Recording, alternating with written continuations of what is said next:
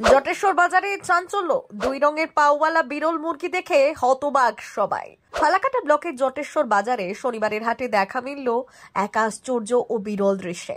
বাজারে উপস্থিত মানুষ হঠাৎই থমকে দাঁড়ান।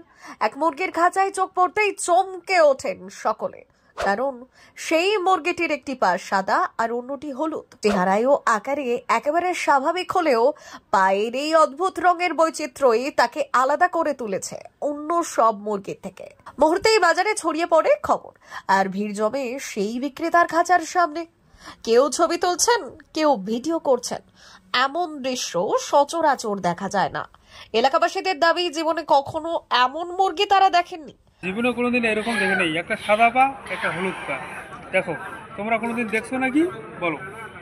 অনেকের ধারণা এটি হয়তো কোনো জেনেটিক পরিবর্তনের ফল, আবার কেউ কেউ মনে করছেন এটি কোনো বিদেশি বিরল প্রজাতি হতে পারে। এটা কোন জায়গা দাদা? এটা জলসর। আপনি কি করেন? আমি মুরগি ব্যবসা করি। আর এটা আপনি প্রথম দেখলেন? হ্যাঁ, আমি প্রথম দেখলাম। আপনার নাম? আমার নাম আমজাদ হোসেন। আচ্ছা, বাড়ি? বাড়ি জলসর, হেদায়েতনগর। মুরগির মালিক জানান, বাজারে মুরগি আনতে গিয়েই চোখে পড়ে এই অদ্ভুত মুরগিটি।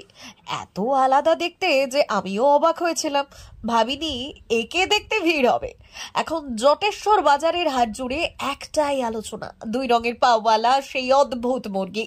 স্থানীয়দের কথায় এমন বিরল জিনিস চোখে পড়া সত্যি এক আশ্চর্য অভিজ্ঞতা।